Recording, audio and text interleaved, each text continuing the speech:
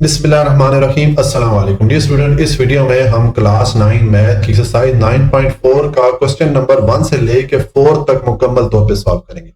अब इस एक्सरसाइज में कुछ फार्मूला यूज होने हैं, तो पहले हम वो फार्मूला देख लेते हैं, फिर हम ये क्वेश्चन सॉल्व करते हैं। ठीक है, देखें इस एक्सरसाइज में जो क्वेश्चन दिए जाएंगे वो पॉलीगॉन से मुतालिक होंगे। ठीक है, पॉलीगॉन के बारे में हम एक्सरसाइज 9.2 में पढ़ के आए थे कि ऐसी शेप जिसकी 2 से ज्यादा साइडें हों और वो साइडें आपस में क्लोज हों, ऐसी शेप या ऐसी फिगर को पॉलीगॉन कहते हैं। ये नीचे मैंने देखे कुछ पॉलीगॉन फिगर की एग्जांपल दी है। ठीक है, ये एक ट्रायंगल है, ये एक स्क्वायर है, ये पेंटागन है, इसकी 5 साइडें होती हैं, ये हेक्सागन है, इसकी 6 साइडें होती हैं। ये जितनी भी यहाँ पर फिगर या शेप है, इन सब की 2 से ज्यादा साइडें हैं और साइडें आपस में क्लोज हैं, तो ये सारी फिगर जो है पॉलीगॉन फिगर कहलाएंगे। ठीक है, ये पॉलीगॉन शेप कहलाएंगे। और इनको रेगुलर पॉलीगॉन क्यों कहेंगे कि अगर किसी भी पॉलीगॉन शेप में जो उसकी साइडें हैं वो सारी साइडें आपस में लेंथ में बराबर हो और उस पॉलीगॉन की जो इंटीरियर एंगल है या अंदरूनी जाविये हैं वो उनकी वैल्यू आपस में बराबर हो, तो ऐसी पॉलीगॉन वाली जो शेप होती है उसको रेगुलर पॉलीगॉन कहा जाता है। ठीक है, ये जितनी यहाँ पर एग्जांपल है ये सारी रेगुलर पॉलीगॉन है। इन सारी फिगर में जो साइड की लेंथ है वो भी बराबर है और जो इनके इंटीरियर एंगल है या अंदरूनी जाविये हैं वो भी वैल्यू में बराबर है। ठीक है, अब ये जो मुख्तलिफ यहाँ पर पॉलीगॉन की फिगर है, इनकी अगर हम जो इंटीरियर एंगल या अंदरूनी जावियों का मजमुआ लेना चाहें तो हम उसके लिए ये वाला फॉर्मूला यूज करेंगे। ठीक है, ये कोई भी एन साइडेड पॉलीगॉन होगी, कोई भी ऐसी पॉलीगॉन फिगर जिसकी एन साइडें होंगी, तो हम ये वाला फॉर्मूला यूज करेंगे। मिसाल के तौर पे ये ट्रायंगल है, ठीक है, इसकी 3 साइड हैं, तो इसका अगर हम ये जो अंदरूनी जाविये हैं या इंटीरियर एंगल है इसका मजमुआ मालूम करना चाहें तो हम n की जगह क्या पुट करेंगे, इसकी 3 साइड है तो n की जगह हम 3 पुट करेंगे। ठीक है, इसी तरह स्क्वायर के लिए हम n की जगह 4 पुट कर लेंगे, पेंटागन के लिए हम n की जगह 5 पुट करेंगे एंड सो ऑन। ठीक है, अब देखें जैसे ट्रायंगल है, इसका हमने पीछे क्वेश्चन भी सॉल्व किए थे कि इसके जो इंटीरियर एंगल है उनका सम 180 डिग्री होता है, या जो स्क्वायर है इसका इंटीरियर एंगल का जो सम होता है वो 360 डिग्री होता है। लेकिन ये अगर हम नंबर ऑफ साइड बढ़ाते जाएं, जैसे पेंटागन है इसमें 5 साइड है, हेक्सागन है इसमें 6 साइड है, इसी तरह 7 साइड वाली फिगर हो सकती है, 8 9 10 कितनी भी साइडें हो जाएं, तो अगर आपको कोई कहे जी कि आपने इनके इंटीरियर एंगल या अंदरूनी जावियों का सम या मजमुआ बताएं, तो उसके लिए आप ये वाला फॉर्मूला यूज करेंगे। ठीक हो गया। और अगर हमसे कोई एक इंटीरियर एंगल की वैल्यू मालूम करना चाहे, हमसे कहे जी कि आप बताएं कि ये जो पॉलीगॉन है इसके एक इंटीरियर एंगल या एक अंदरूनी जाविये की क्या वैल्यू होगी। ठीक है, तो उसके लिए आप क्या करेंगे, आप ये जो सम वाला फॉर्मूला है, जो इंटीरियर एंगल के जो सम वाला फॉर्मूला है, इस पे आप n या नंबर ऑफ जो साइड होगी उस पॉलीगॉन की, इसको डिवाइड करेंगे तो आपके पास एक इंटीरियर एंगल की जो वैल्यू है वो आ जाएगी। ठीक हो गया, तो ये हमने इंटीरियर एंगल को देख लिया। अब देखें ये जो हमारे पास मुख्तलिफ पॉलीगॉन है इनकी एक्सटीरियर एंगल या बैरूनी जाविये वो भी बन सकते हैं। मिसाल के तौर पर ये आप इस ट्रायंगल को ही ले लें, इसको देखें, ये ट्रायंगल को मैं यहाँ पर री ड्रॉ किया है, इसको दोबारा मैंने ड्रॉ किया है। अब इसकी ये वाली साइड आप इस तरह एक्सटेंड कर दें, यहाँ पर एक स्ट्रेट लाइन लगा दें। ठीक है, इस तरह ये जो साइड है इसको आप दोनों तरफ से एक्सटेंड कर दें या दोनों तरफ से इस साइड को आप बढ़ा दें, तो अब ये जो ट्रायंगल है इसके बाहर देखें ये एंगल बन गया, एक यहां पर बन गया, एक यहां पर बन गया, एक यहां पर बन गया। ये तो ये जो बाहर एंगल बनते हैं इनको एक्सटीरियर एंगल कहा जाता है। ठीक है, इस तरह ये ट्रायंगल की मैंने एग्जांपल दी है, इसकी यहां पर एक एंगल बनेगा, एक यहां पर बनेगा, एक यहां पर, कोई भी आप शेप ले लें। यहां पर मैंने ट्रायंगल लिया, आप ये ऊपर जो यहाँ पर मुख्तलिफ शेप है इनमें से कोई भी ले लें। ठीक है, तो कोई भी शेप हो तो उसके आप एक्सटीरियर एंगल बना सकते हैं। ठीक है, तो अब किसी भी पॉलीगॉन फिगर की अगर एक्सटीरियर एंगल का हमसे कोई कहेगा इसका सम क्या होगा, जिस तरह का हमने इंटीरियर एंगल का सम देखा था, तो जो एक्सटीरियर एंगल है किसी भी पॉलीगॉन शेप की उसका जो टोटल या सम होता है वो 360 डिग्री के इक्वल होता है। कोई भी पॉलीगॉन शेप होगी उसके जो बाहर वाले एंगल हैं या जो एक्सटीरियर एंगल है इनको अगर आप सम करेंगे तो आपको 360 डिग्री मिलेगा। ठीक है, आपने ये चीज याद रखनी है। अब ये चीज जो है तो एमसीक्यूज में आ सकती है। ठीक है, हो गया। अच्छा, और अगर आपसे कोई कहे कि एक एक्सटीरियर एंगल की क्या वैल्यू होगी किसी भी पॉलीगॉन फिगर के लिए, तो आप 360 पे जो नंबर ऑफ साइड है उस पॉलीगॉन फिगर के उसको डिवाइड कर लेंगे। 360 को हम डिवाइड कर लेंगे n से। n का मतलब है जो नंबर ऑफ साइड होंगी उस फिगर की, ठीक है, या उस शेप की, तो हमारे पास एक एक्सटीरियर एंगल की वैल्यू आ जाएगी। ठीक है, इस तरह ये हमने इंटीरियर एंगल और एक्सटीरियर एंगल को देख लिया। ठीक है, एक और इसमें इंपॉर्टेंट पॉइंट है कि ये जो आपके पास एक्सटीरियर और इंटीरियर एंगल होते हैं, अगर आप इन दोनों को आपस में सम करें, मिसाल के तौर पर ये ट्रायंगल है, ये मैं तो ट्रायंगल की एग्जांपल लिया ना, आप कोई भी पॉलीगॉन फिगर ले लें। ठीक है, अब मिसाल के तौर पर ये ट्रायंगल है, इसका ये इंटीरियर एंगल है, अंदरूनी जाविया है, और ये इसका एक्सटीरियर एंगल है या बैरूनी जाविया। इन दोनों को अगर आप सम करेंगे तो आपको हमेशा 180 डिग्री मिलेगा। ठीक है, ये चीज आपने याद रखनी है। ठीक हो गया कि जब भी किसी पॉलीगॉन फिगर के इंटीरियर एंगल और एक्सटीरियर एंगल को आप जमा करेंगे तो आपको 180 डिग्री मिलेगा। ठीक हो गया, ये हो गया। अब उसके बाद लास्ट इसमें हम एक इंपॉर्टेंट कॉन्सेप्ट है वो देख लेते हैं, फिर हम एक्सरसाइज शुरू करेंगे। ये है टेसिलेशन। टेसिलेशन का मतलब ये होता है कि आप छोटी छोटी फिगर्स को आपस में इस तरह जोड़ें कि एक बड़ी फिगर बन जाए। ठीक है, मिसाल के तौर पे ये छोटी छोटी हेक्सागॉन जो है, जो 6 साइडों वाली फिगर है, इनको आपस में जोड़ा गया। ठीक है, तो ये एक बड़ी फिगर बन गई। ये जो बड़ी फिगर बनती है इसको कहते हैं, ये हमने टेसिलेशन कर ली। छोटी फिगर को इस तरीके से हम जोड़ते हैं कि वो एक बड़ी फिगर में एक बड़ा पैटर्न हमारे पास बन जाए, तो उसको टेसिलेशन कहा जाता है। टेसिलेशन में दो टाइप होती हैं, दो किस्में होती हैं। एक रेगुलर टेसिलेशन है, इसमें जो फिगर बनती है इसमें कोई गैप नहीं होता, कोई इसमें खला या कोई भी खाली जगह नहीं होती। ठीक है, और इर्रेगुलर टेसिलेशन में जो फिगर बनती है बड़ी वाली, उसमें गैप होता है, उसमें खाली जगह होती है। अच्छा, अब जो रेगुलर टेसिलेशन है इसमें गैप क्यों नहीं होता? क्योंकि अगर आप दो ऐसी फिगर को आपस में जोड़ें जिनके इंटीरियर एंगल या अंदरूनी जाविये को अगर आप जमा करें और आपके पास 360 डिग्री आए, तो फिर जो आपके पास बड़ी फिगर बनेगी उसमें कोई भी गैप नहीं आएगा, वो एक परफेक्ट शेप में बनेगी। ठीक है, जैसे कि शहद की मक्खियों का छत्ता होता है। ठीक है, तो इस किस्म की जो टेसिलेशन होती है इसको हम रेगुलर टेसिलेशन कहेंगे। और अगर हम दो ऐसी फिगर को आपस में जोड़ना चाह रहे हैं जिनका अगर इंटीरियर एंगल या अंदरूनी जाविये को जमा करें तो हमें 360 डिग्री ना मिले, तो फिर हमारे पास जो टेसिलेशन बनती है वो इर्रेगुलर टेसिलेशन होती है, यानी कि उनके दरमियान गैप या खाली जगह आती है। ठीक है, जैसे यहां पर ये ट्राइंगल और ये पैरेललोग्राम है, इनको जोड़ा जा रहा है, मुख्तलिफ ट्राइंगल और पैरेललोग्राम को जोड़ा जा रहा है, तो हमें देखें ये खाली जगह आ रही है। ठीक है, क्योंकि ट्राइंगल और पैरेललोग्राम के इंटीरियर एंगल या अंदरूनी जाविये को जमा करें तो आपको 360 डिग्री नहीं मिलता। ठीक हो गया, तो ये रेगुलर और इर्रेगुलर टेसिलेशन में डिफरेंस हो गया। ठीक है, अब हम एक्सरसाइज की तरफ चलते हैं और क्वेश्चन सॉल्व करते हैं। अब क्वेश्चन नंबर 1 है। इस क्वेश्चन के मुख्तलिफ पार्ट है। पार्ट 1 है, what is the sum of interior angle of a decagon 10 sided polygon. एक डेकागॉन है, एक डेकागॉन ऐसी पॉलीगॉन फिगर होती है जिसकी 10 साइडें होती हैं। ठीक है, तो इसके जो इंटीरियर एंगल है, जो इसके अंदरूनी जाविये हैं, उनका सम क्या होगा ये हमने मालूम करना है। ठीक है, तो देखिए पहले तो इस डेकागॉन की नंबर ऑफ साइड हम लिख लेते हैं। इसकी जो यानी कि n की जो हमारे पास वैल्यू होगी वो 10 होगी। ठीक है, number of side of decagon n is equal to, मैंने 10 लिख दिया।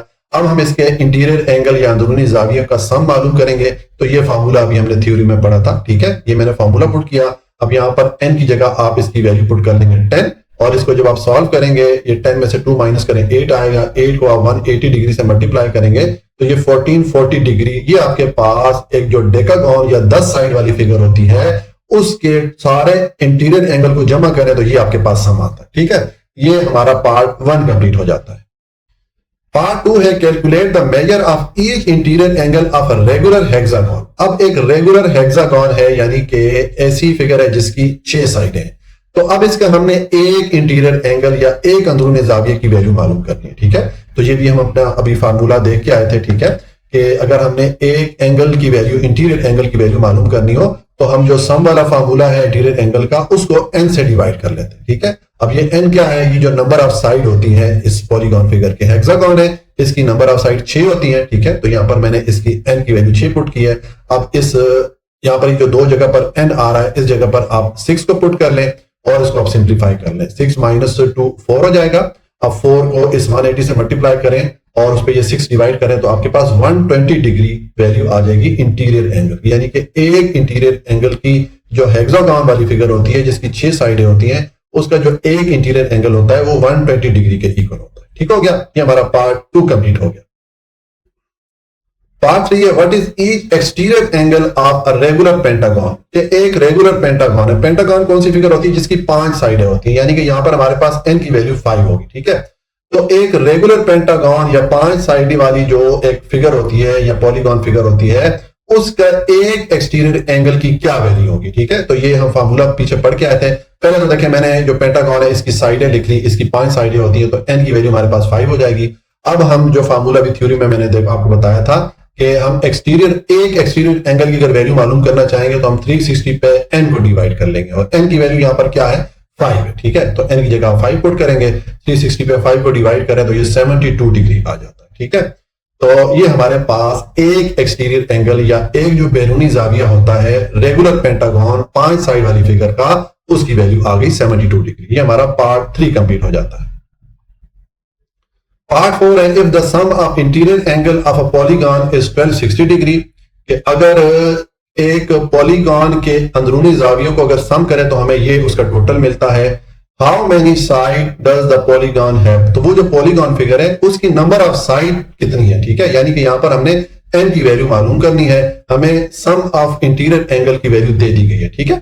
तो यहां पर भी हम सेम फार्मूला पुट करेंगे जो सम वाला फार्मूला होता है। देखें ये मैंने इंटीरियर एंगल का जो सम वाला फार्मूला है इसको पुट कर लिया। अब इंटीरियर एंगल का सम ये हमें वैल्यू दे दी गई 1260 डिग्री, तो यहां पर मैंने 1260 पुट कर लिया, ठीक है।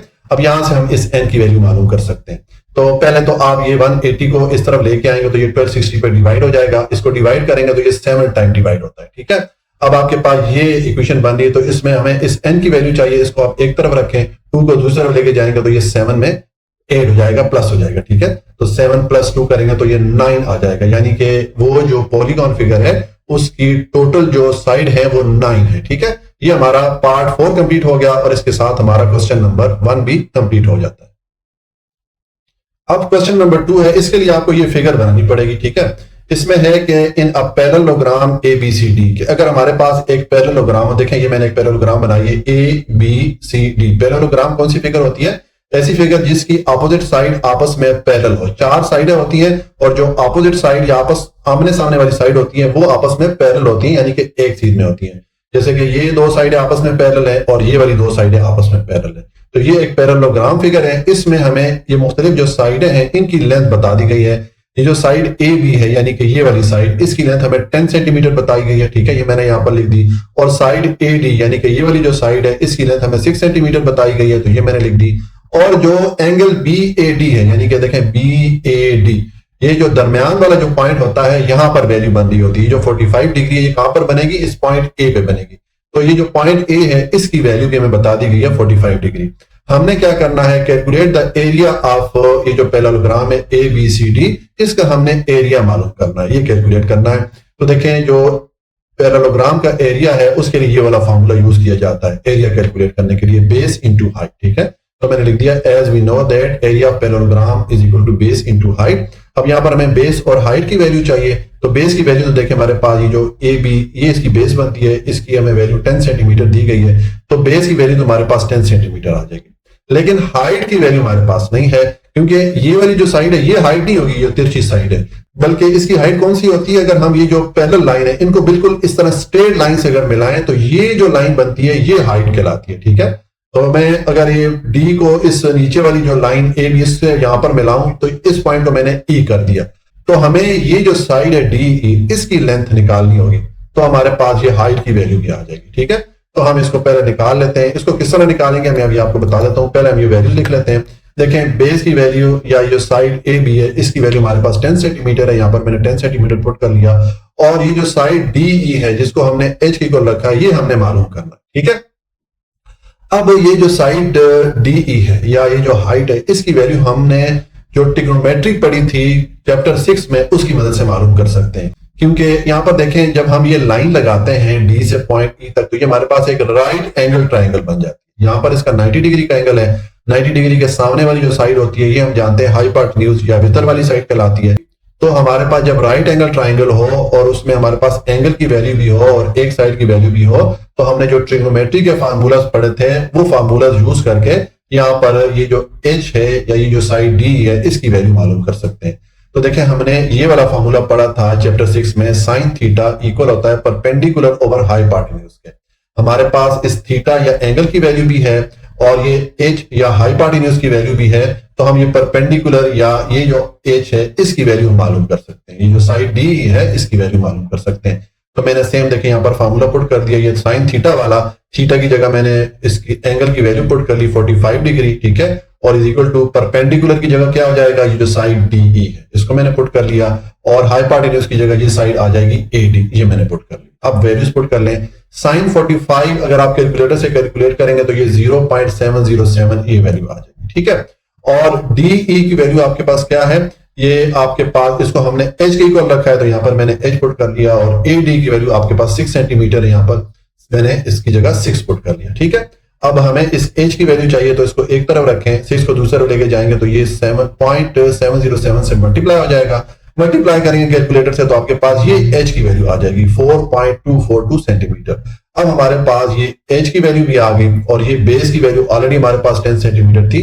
तो अब हम पैरेललोग्राम का जो एरिया का फॉर्मूला है इसको पुट करेंगे, यहाँ पर बेस और हाइट की जो वैल्यूज हमारे पास है इसको पुट करके आपस में मल्टीप्लाई करेंगे तो ये हमारे पास जो पैरेललोग्राम ABCD है इसका एरिया आ गया 42.42 सेंटीमीटर स्क्वायर, यानी कि ये जो पैरेललोग्राम है ABCD इसका एरिया हमारे पास आ जाता है। ठीक है, तो ये हमारा क्वेश्चन नंबर 2 कंप्लीट हो जाता है।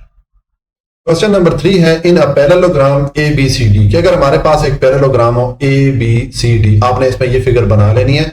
आपको मैंने बताया पैरेललोग्राम कौन सी फिगर होती है, ये 4 साइडों वाली फिगर होती है जिसमें ऑपोजिट साइड आपस में पैरेलल होती है, यानी कि एक ही सीध में होती है। ठीक है, तो ये हमारे पास एक पैरेललोग्राम है, इसमें जो मेजरमेंट ऑफ एंगल DAB है, यानी कि देखें DAB, इसकी हमें वैल्यू दे दी गई है 70 डिग्री। ठीक है, मैंने आपको बताया पिछले क्वेश्चन में कि जब ये एंगल की वैल्यू इस फॉर्म में दी जाए तो ये जो दरमियान वाला पॉइंट होता है इस पे ये वाली वैल्यू बन रही होती है। ठीक है, ये जो एंगल है इस पॉइंट A पे बन रहा है। ठीक है, तो अब हमें ये पॉइंट A की वैल्यू दे दी गई है और हमसे कहा जा रहा है find the measure of all other angle in the parallelogram. हमें ये जो 3 एंगल इसमें बाकी हैं इनकी हमने वैल्यू मालूम करनी है। ठीक है, तो बहुत ही इजी क्वेश्चन है। इसमें देखें हमारे पास जो एंगल A है इसकी वैल्यू में दे दी गई है, measurement of angle A 70 degree, ये मैंने लिख दिया है। अब पहले ये जो एंगल C है इसकी वैल्यू मैं मालूम करता हूं। तो ये पैरेललोग्राम की जो ऑपोजिट एंगल होते हैं ये आपस में वैल्यू में बराबर होते हैं। ठीक है, इसका मतलब है जो एंगल C है इसकी वैल्यू भी 70 डिग्री होगी। तो पहले आप इसकी वैल्यू लिख लें। ठीक है, तो मैंने लिख दिया measurement of angle C 70 degree है। क्यों है ये मैंने यहाँ पर देखा, ये 3 डॉट डाले, इसका मतलब होता है बिकॉज, क्योंकि जो एंगल C है ये ऑपोजिट टू एंगल A है और पैरेललोग्राम के ऑपोजिट एंगल आपस में बराबर होते हैं, इसलिए इसकी वैल्यू भी 70 डिग्री होगी। ठीक है, तो ये हमने ये जो एंगल है इसकी वैल्यू तो मालूम कर ली। अब ये 2 एंगल रह गए B और D, इनकी वैल्यू हमने मालूम करनी है। देखें ये जो एंगल A है इसके साथ ये एंगल B आ रहा है या एंगल A के साथ ये एंगल D आ रहा है, ये आपस में एक दूसरे के साथ जुड़े हुए हैं। ठीक है, एक दूसरे के पड़ोसी हैं, तो ऐसे एंगल को एडजेसेंट एंगल कहा जाता है। और जो एडजेसेंट एंगल होते हैं ये आपस में सप्लीमेंट्री एंगल होते हैं, यानी कि इनको अगर आपस में जमा किया जाए तो ये टोटल 180 डिग्री के इक्वल आता है। ठीक है, तो इसलिए मैंने लिख दिया now as we know that adjacent angle are supplementary, चूंकि जो एडजेसेंट एंगल होते हैं, जो एंगल आपस में इस तरह जुड़े होते हैं वो सप्लीमेंट्री एंगल होते हैं। इसका मतलब है कि ये एंगल A और एंगल B इन दोनों को अगर जमा करेंगे तो हमें 180 डिग्री मिलेगा। ठीक है, तो अब यहां पर ये जो एंगल A है इसकी वैल्यू हमारे पास 70 डिग्री है, तो इसकी जगह मैंने 70 डिग्री पुट कर लिया। अब हमें ये एंगल B की वैल्यू चाहिए इस वाले एंगल की, तो आप 70 डिग्री को दूसरी तरफ लेके आएंगे तो ये 180 डिग्री में से माइनस हो जाएगा। इसको माइनस करेंगे तो आपके पास जो एंगल B है इसकी वैल्यू 110 डिग्री आ जाएगी, यानी कि इस एंगल की वैल्यू भी हमारे पास आ गई है। ठीक है, अब हमारे पास ये वाला एंगल रह गया D। तो अब ये जो एंगल है ये इस एंगल B के ऑपोजिट है। तो हमने अभी यहां पर पढ़ा था कि जो ऑपोजिट एंगल होते हैं पैरेललोग्राम में वो वैल्यू में बराबर होते हैं। इसका मतलब है कि जो एंगल D है इसकी वैल्यू भी फिर क्या होगी, 110 डिग्री होगी। ठीक है, तो यहां पर आप लिख लें सो मेजरमेंट ऑफ एंगल D ये जो है 110 डिग्री होगी, क्योंकि ये जो है एंगल D के ऑपोजिट हो जाता है। देखिए मैं आपको दिखा देता हूं, क्योंकि ये दोनों आपस में ऑपोजिट हैं और इसकी वैल्यू हमारे पास ऑलरेडी 110 डिग्री आ गई थी, तो इसका मतलब है इस एंगल की वैल्यू भी 110 डिग्री होगी। इस तरह हमारे पास ये चारों जो एंगल है सबकी वैल्यूज आ गई हैं। तो ये नीचे मैंने इनको एक बार फिर लिख दिया। ठीक है, तरतीब से ये एंगल A, B, C और D इनकी वैल्यूज मैंने लिख दी। ठीक है, तो ये हमारा क्वेश्चन नंबर 3 कंप्लीट हो जाता है। क्वेश्चन नंबर 4, अब इस क्वेश्चन में थ्योरी का काम ज्यादा है। ठीक है, थोड़ा सा हमने यहाँ पर डिस्क्रिप्शन लिखनी है। क्वेश्चन है अ shape is created by cutting a square in half diagonally, कि अगर हमारे पास इस तरह एक स्क्वायर शेप हो, स्क्वायर में एक शेप हो, ठीक है, इसको हम इस तरह डायगोनल डायरेक्शन में, इस डायरेक्शन में, इस कोने से लेके इस कोने तक इस डायरेक्शन में इसको काट दें तो इसके हमारे पास 2 पीस बन जाएंगे। ठीक है, देखिए अगर इसको हम काटेंगे 2 पार्ट में डिवाइड करेंगे तो हमारे पास इस तरह इसके 2 पीस बन जाएंगे। ये जो इसके 2 शेप्स बनी है, ठीक है, ये देखिए हमारे पास एक राइट एंगल ट्राइंगल बन जाती है, ये वाली भी, ठीक है, और ये वाली भी। ये वाली जो ट्राइंगल है इसमें यहां पर 90 डिग्री का एंगल आ रहा है और ये वाली जो राइट एंगल ट्राइंगल इसमें यहां पर 90 डिग्री का एंगल आ रहा है। तो ये 2 राइट एंगल ट्राइंगल बन जाती है। अब हमसे ये कहा जा रहा है then attaching a right angle triangle to the hypotenuse of each half, ये जो हमारे पास दो राइट एंगल ट्राइंगल है, इनको आप इस तरह जोड़ें कि इनके ये जो हाइपोटेन्यूज वाली साइड है ये आपस में जुड़ जाए। ठीक है, इनको हमने जोड़ दिया। अब हमने क्या करना है, explain why this shape can tessellate. हमने ये एक्सप्लेन करना है कि अगर हम इस शेप कि अगर हम ये दो ट्राइंगल को आपस में जोड़ लें तो क्या इसकी टेसिलेशन हो सकती है। टेसिलेशन अगर हो सकती है तो क्यों हो सकती है। ठीक है, टेसिलेशन का मैंने अभी आपको बताया थ्योरी में कि जब छोटी छोटी फिगर्स को आपस में इस तरीके से जोड़ा जाए कि हमारे पास एक बड़ी फिगर बन जाए, तो वो जो हमारे पास बड़ी फिगर बनती है इस प्रोसेस को टेसिलेशन कहा जाता है। ठीक है, तो हमने यहां पर ये बताना है कि अगर हम ये दो राइट एंगल ट्राइंगल को आपस में जोड़ें तो क्या ये टेसिलेट करेंगी, क्या ये बड़ी फिगर बनाएगी, और अगर बड़ी फिगर बनाएगी तो क्यों बनाना है, और अगर बड़ी फिगर बनाएंगी या टेसिलेट करेंगी तो क्यों करेंगी। हमने ये चीज एक्सप्लेन करनी है। And calculate the interior angle of the new shape, और ये जो न्यू शेप बनी है इसके जो अंदरूनी जाविये हैं वो भी हमने कैलकुलेट करने हैं। ठीक है, तो देखें जब हम दो राइट एंगल ट्राइंगल को आपस में इस तरह मिलाते हैं कि इनके ये हाइपोटेन्यूज वाली साइड आपस में जुड़ जाए, तो अब यहां पर अगर आप देखें इन दोनों राइट एंगल ट्राइंगल के हमारे पास एंगल भी बन रहे हैं। ये वाली जो राइट एंगल ट्राइंगल है इसमें ये 90 डिग्री का एंगल बन रहा है, यहाँ पर 45 है, यहाँ पर 45 है। इसी तरह इस राइट एंगल ट्राइंगल में ये 90 का हो गया एंगल, और ये 45 हो गया, और ये 45 हो गया। ठीक है, तो मैं इनके पहले जो यहाँ पर इसने हमसे कहा जी कि इनके इंटीरियर एंगल को कैलकुलेट करें, पहले मैं ये इसके इंटीरियर एंगल कैलकुलेट कर लेता हूं दोनों फिगर के लिए, फिर हम बता देते हैं कि ये आपस में टेसिलेट क्यों करेंगे। ठीक है, यानी कि बड़ी फिगर क्यों बनाएंगे। तो उसके लिए ये करता हूं मैं, आपने ये वाली फिगर बनानी है जो आप जब क्वेश्चन सॉल्व करेंगे। देखिए ये जो हमारे पास दो ट्राइंगल थी, मैंने इन दोनों को नाम दे दिए। इस ट्राइंगल को मैंने ट्राइंगल ए कर दिया और इस ट्राइंगल को मैंने ट्राइंगल बी कर दिया। उसके बाद दोनों ट्राइंगल के जो इंटीरियर एंगल है या अंदरूनी जाविये है वो मैंने लिख दिए। ये 90 डिग्री है, ये 45 है, ये 45 है। इसी तरह ये ट्राइंगल बी के लिए ये 90 डिग्री है, ये 45 है, ये 45 है। ठीक है, तो अब इनके इंटीरियर एंगल पहले लिख लें। Interior angle of triangle A, यानी कि ये जो ट्राइंगल ए इनके इसका इंटीरियर एंगल एक 90 है, दो 45 है, ये मैंने लिख दिए। और जो ट्राइंगल बी है इसका भी एक इंटीरियर एंगल 90 है, बाकी दोनों 45 है, तो इसके भी मैंने इंटीरियर एंगल यहाँ पर लिख दिया। ठीक है, ये मैंने दोनों ट्राइंगल के इंटीरियर एंगल लिख दिए। अब इनका सम कर ले दोनों का। ठीक है, तो ये दोनों मैंने लिखा sum of interior angle, triangle A और ट्राइंगल बी का इंटीरियर एंगल सम करेंगे। ये ट्राइंगल ए के मैंने इंटीरियर एंगल लिख दिए, ये ट्राइंगल बी के इंटीरियर एंगल लिख दिए। इनको जमा करेंगे तो ये 180 आ जाएगा, इन तीनों को भी जमा करेंगे तो 180 डिग्री आ जाएगा। इन 180 और 180 को जब आपस में आप ऐड करेंगे तो 360 डिग्री आ जाएगा। ठीक है, इसका मतलब है कि हमने जब ये दो फिगर जो कि आपस में जोड़ी, जो कि राइट एंगल ट्राइंगल थी, इनके इंटीरियर एंगल को आपस में जमा किया तो हमें 360 डिग्री मिल गया। ठीक है, तो ये तो हमने इनके इंटीरियर एंगल को कैलकुलेट कर लिया। अब यहां पर ये जो हमें 360 डिग्री मिला है, यहां से हमें ये जो पहले वाला पार्ट है कि ये फिगर आपस में टेसिलेट क्यों करेगी, बड़ी फिगर क्यों बनाएगी, उसका आंसर भी मिल जाता है। हमने थ्योरी में पढ़ा था कि जब आप दो फिगर को आपस में मिलाएं और उनके इंटीरियर एंगल आपस में अगर जमा करें और आपको 360 डिग्री मिले तो आपके पास जो टेसिलेशन होगी या जो बड़ी वाली फिगर बनेगी वो बगैर गैप के एक परफेक्ट शेप में बनेगी। ठीक है, तो चूंकि इन दोनों ट्राइंगल का जो इंटीरियर एंगल को सम करें तो हमें टोटल 360 डिग्री मिलता है। इसका मतलब है कि ये दोनों ट्राइंगल आपस में टेसिलेट करेंगी, यानी कि ये बड़ी वाली फिगर बना सकती हैं, और जो बड़ी वाली फिगर बनेगी उसमें कोई गैप भी नहीं होगा, उसमें कोई खाली जगह भी नहीं होगी। बस आप ये अपना आंसर लिख लेंगे, as the sum of interior angle of both triangle is 360 degree. यहाँ पर ये ट्राइंगल के साथ एस ऐड कर लीजिएगा। मैंने ये लिखा कि दोनों जो राइट एंगल ट्राइंगल है उनके इंटीरियर एंगल का सम हमारे पास चूंकि 360 डिग्री आता है, इसका मतलब है सो द शेप कैन टेसिलेट। इसका मतलब है कि ये जो शेप है ये टेसिलेट कर सकती है, हम इससे बड़ी शेप बना सकते हैं। ठीक हो गया, हम इस छोटी शेप को एक से ज्यादा मर्तबा आपस में मिला के बड़ी शेप बना सकते हैं, इसकी टेसिलेशन कर सकते हैं। ठीक है, तो ये हमारा क्वेश्चन नंबर 4 कंप्लीट हो गया जी। आज के लिए इतना ही। अगर आपको कोई भी पॉइंट समझ में नहीं आया हो तो आप कमेंट में पूछ सकते हैं। वीडियो को लाइक, सब्सक्राइब और शेयर जरूर कर लीजिएगा। अपना बहुत ख्याल रखिएगा। अल्लाह हाफिज।